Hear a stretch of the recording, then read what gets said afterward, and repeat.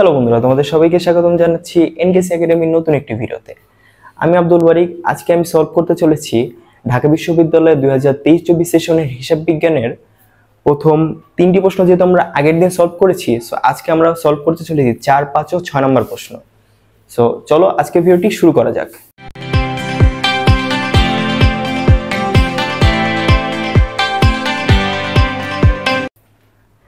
First of all আমরা দেখতে পাচ্ছি যে 4 নম্বর প্রশ্নে বলেছে আর্থিক বিবরণীতে সংযুক্ত টিকার যে তথ্য প্রদর্শন করা হয় তা করা হয় কোন নীতির ফলে। আমরা কিন্তু দেখতে পারি আমরা যে আর্থিক বিবরণীটি করি তার নিচে কিন্তু আমরা অনেক সময় দেখতে পাই যে টিকা আকারে কিছু গুরুত্বপূর্ণ ইনফরমেশন দেওয়া থাকে, সেগুলো কোন নীতির ফলে করা হয় সেটি আমাদের চেয়েছে। আমরা ফার্স্ট অফ অল আমরা দেখতে পাচ্ছি অপশন এতে রয়েছে রক্ষণশীলতার নীতি। তো রক্ষণশীলতা হচ্ছে যে তার নিজের ভালো দিকগুলো প্রকাশ না করে খারাপ দিকগুলো প্রকাশ করে। আমাদের অনেক ফ্রেন্ডসরা রয়েছে না, যে তারা দেখায় যে আমি সারাদিন কিছুই পড়ি না, কিন্তু পরীক্ষায় যেয়ে আবার ঠিকই ভালো রেজাল্ট করে। সে কিন্তু তার ভালো দিকটা সবার কাছে প্রকাশ না করে খারাপ দিকটা প্রকাশ করে। সো আমাদের ব্যবসা প্রতিষ্ঠানের কিন্তু এমন একটি দিক রয়েছে। যেমন দেখো, আমি যদি সবসময় প্রকাশ করি যে আমার ব্যবসা অনেক ভালো রয়েছে, আমার খুব লাভ হচ্ছে, তাহলে কিন্তু আমাদের আরেকটি সমস্যা করতে হবে, সেটি হচ্ছে আমাদের ট্যাক্স বেশি দিতে হবে। এখন শুনতে খুব খারাপ লাগলেও আমাদের সকল ব্যবসা প্রতিষ্ঠানের মাথায় কিন্তু এরাই ঘুরে যে আমি ট্যাক্সটা কিভাবে ফাঁকি দিতে পারি।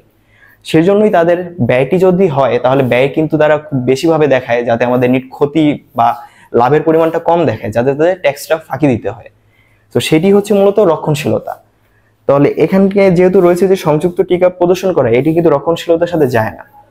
আসলে আমাদের এটির অ্যান্সারটি হচ্ছে মিলকরণ নীতিও হবে না, কারণ মিলকরণ নীতি হচ্ছে যে ব্যবসায় সকল আয় বা ব্যয় মিলকরণ করে তা দেখানো, সেটিও হবে না। আমাদের মেন অ্যান্সারটি হবে পূর্ণপ্রকাশ নীতি। এই পূর্ণপ্রকাশ নীতি হবে কারণ পূর্ণপ্রকাশ নীতি বোঝা যাচ্ছে যে ব্যবসা প্রতিষ্ঠানে হিসাব তথ্যর যে ব্যবহারকারীরা রয়েছে, আমরা কিন্তু জানি হিসাব তথ্যের ব্যবহারকারী দুই প্রকার, সেটি হচ্ছে বাহ্যিক ব্যবহারকারী এবং অভ্যন্তরীণ ব্যবহারকারী। তো তাদের যে ব্যবহারকারীরা রয়েছে তাদের সে আকাঙ্ক্ষিত ও গুরুত্বপূর্ণ ব্যবসায়ের যেই তথ্যগুলো রয়েছে তা আর্থিক বিবরণীর নিচে টিকা আকারে প্রদর্শন করা, সেটি হচ্ছে মূলত পূর্ণপ্রকাশ নীতি। আমরা কিন্তু আরেকটি প্রশ্নের অ্যান্সার এখান থেকে জেনে যেতে পারি, সেটি হচ্ছে পূর্ণপ্রকাশ নীতি। পূর্ণপ্রকাশ নীতির ফলে কিন্তু আমাদের ব্যাংক সমন্বয় বিবরণী প্রস্তুত করা হয়। তো সেটি কিন্তু খুবই একটি গুরুত্বপূর্ণ ইনফরমেশন। এটি কিন্তু ঢাকা বিশ্ববিদ্যালয়ের প্রশ্ন বা অন্যান্য ইউনিভার্সিটির প্রশ্নে অহরহ এসে পড়ে। তো সেটিও আমাদের মনে রাখা উচিত যে ব্যাংক সমন্বয় বিবরণীও করতে হয় পূর্ণপ্রকাশ নীতির ফলে।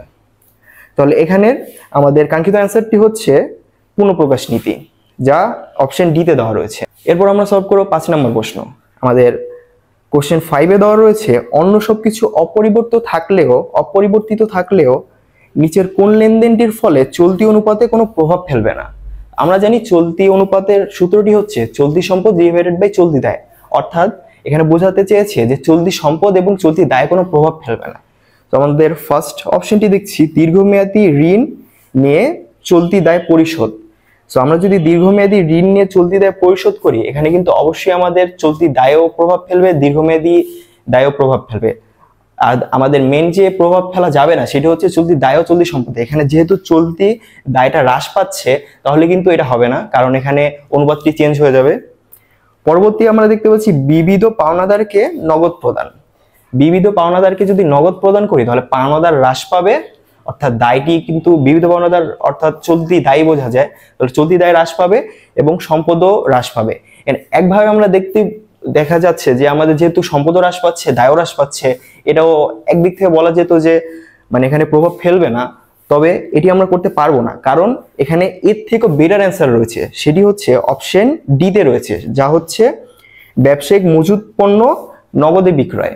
তো ব্যবসায়িক মজুত পণ্য যদি নগদে বিক্রয় করে থাকি, এখানে কিন্তু আমাদের কি হবে, মজুত পণ্যটি হ্রাস পাবে এবং নগদ টাকাটা বৃদ্ধি পাবে। এর ফলে কি হবে, কাঠামোগত একটি লেনদেন হবে। এর ফলে আমাদের একদিক থেকে টাকা গেল, ধরো যে তুমি 5,000 টাকা পেলে আবার 5,000 টাকা চলে গেল, তাহলে কিন্তু তোমার কাছে যদি 20,000 টাকা থাকে 5,000 গেলে বা চলে গেলে কিন্তু কোনো প্রভাব ফেলবে না, কারণ দিন শেষে তোমার 20,000 টাকাই থাকবে।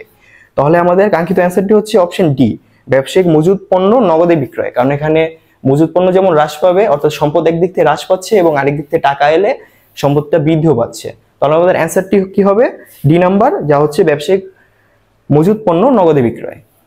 সো বন্ধুরা, এখন আমরা সলভ করব আজকে আমাদের শেষ প্রশ্ন, অর্থাৎ 6 নম্বর প্রশ্নটি। তো আমরা 6 নম্বর প্রশ্নটি কিন্তু একটি ক্রিটিক্যাল ম্যাথ, সো এটি খুবই মনোযোগ সহকারে দেখার চেষ্টা করবে। আমাদের প্রশ্নটি ফার্স্টে পড়ে নেই। প্রশ্নটি হচ্ছে, একটি কোম্পানির আয় বিবরণীতে করপূর্ব নিট মুনাফা দেওয়া হয়েছে 7 লক্ষ টাকা এবং আয়কর দেওয়া রয়েছে 2,10,000 টাকা এবং তার অগ্রাধিকার শেয়ার বাবদ লভ্যাংশ ঘোষণা করা হয়েছে কিন্তু 50,000 টাকা।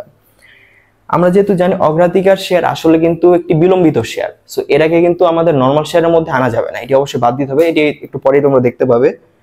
এবং ডিবেঞ্চারের ওপর 3 লক্ষ টাকার সুদ প্রদান করা হয়েছে, এটি আমাদের কোনো কাজের না এখানে। চলতি কোম্পানি সারা বছর ধরে 1 লক্ষ টাকা সাধারণ শেয়ার 10%, যার 10% 10,000 টাকার অগ্রাধিকার শেয়ার এবং 15% 20,000 টাকার ডিবেঞ্চার বিলিখিত করে থাকে। তাহলে আমাদের আসলে আমাদের এত ঘুরাইছে আসলে কনফিউজ করার জন্য, এখানে কিন্তু আমাদের মেন ইনফরমেশন হচ্ছে 3টা। সেটা হচ্ছে কোম্পানির কর পূর্ববর্তী মুনাফার পরিমাণ দেওয়া রয়েছে 7 লক্ষ টাকা এবং আয়কর দেওয়া রয়েছে 2,10,000 টাকা। এবং আমাদের আরেকটি ইনফরমেশন সেটি হচ্ছে আমাদের অগ্রাধিকার শেয়ারের পরিমাণ রয়েছে 50,000 টাকা, মানে অগ্রাধিকার শেয়ারের উপর লভ্যাংশের পরিমাণ হচ্ছে 50,000 টাকা। তো আমাদের অ্যান্সারটি চেয়েছে তবে কোম্পানির শেয়ার প্রতি আয়ের পরিমাণ কত হবে। সো কোম্পানির শেয়ার প্রতি আয়ের একটি সূত্র রয়েছে, সেটি হচ্ছে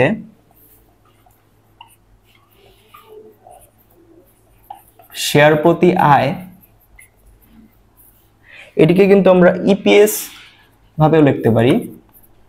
শেয়ার প্রতি আয় অর্থাৎ ইপিএস ইকুয়ালস টু কর পরবর্তী মুনাফা মাইনাস অগ্রাধিকার শেয়ারের যে লভ্যাংশ রয়েছে সেটিকে বাদ দিতে হবে।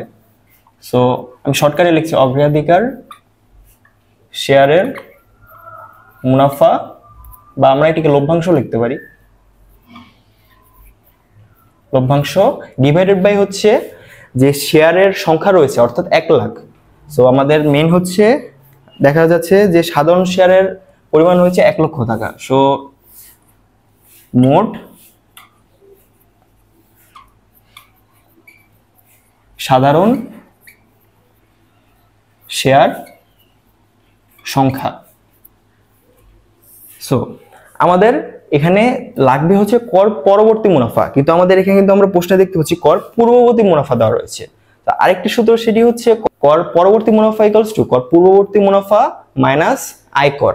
এখানে কিন্তু আমরা দেখতে পাচ্ছি 2টি দেওয়া রয়েছে, অর্থাৎ আমাদের কর পরবর্তী মুনাফা নির্ণয় করার জন্য কি করতে হবে, 7 লাখ থেকে 2,10,000 টাকা বাদ দিতে হবে, যার অ্যান্সার হচ্ছে 4,90,000 টাকা। সো কর পরবর্তী মুনাফা হবে 4,90,000 টাকা এবং সাধারণ শেয়ারের যে লভ্যাংশ সেটি রয়েছে, অগ্রাধিকার শেয়ারের যে লভ্যাংশ সেটি হচ্ছে 50,000 টাকা। সো 50,000 টাকা এবং মোট সাধারণ শেয়ারের সংখ্যা হচ্ছে 1 লক্ষ টাকা, 1 লক্ষ শেয়ার। তাহলে এখান থেকে আমরা দেখতে পাচ্ছি 4,90,000 থেকে যদি 50,000 বাদ দিই তাহলে হবে 4,40,000 টাকা। এবং এখানে আমরা দেখতে পাচ্ছি মোট সাধারণ শেয়ারের সংখ্যা হচ্ছে যেহেতু 1 লক্ষ, সেখানে আমরা ইজিলি আমরা দেখতে পাচ্ছি অ্যান্সার হবে 4.4 বা আমরা 4.40 লিখতে পারি। তাহলে আমাদের কাঙ্ক্ষিত সে অ্যান্সার অর্থাৎ শেয়ার প্রতি আয়ের পরিমাণ হচ্ছে 4.40, এটি হচ্ছে আমাদের অ্যান্সার। যে আমরা অপশন মা দেখতে পাচ্ছি যে সেটি অপশন এ তে দেওয়া রয়েছে যে 4.40 টাকা, যেহেতু আমাদের মিলে গেছে, সো এটি আমাদের অ্যান্সার। সো আশা করি আমাদের ভিডিওটি ভালো লেগেছে। যদি ভিডিওটি ভালো লেগে থাকে অবশ্যই কমেন্ট করে জানাতে পারো এবং তোমাদের বন্ধু বান্ধবদের মাঝে শেয়ার করতে পারো ভিডিওটি। এবং যদি ভালো লেগে থাকে অবশ্যই আমাদের চ্যানেলটিকে সাবস্ক্রাইব করবে এবং আমাদের পেজটিকে অবশ্যই ফলো করে রাখবে। তো দেখা হচ্ছে পরবর্তী কোনো ভিডিওতে। আল্লাহ হাফেজ।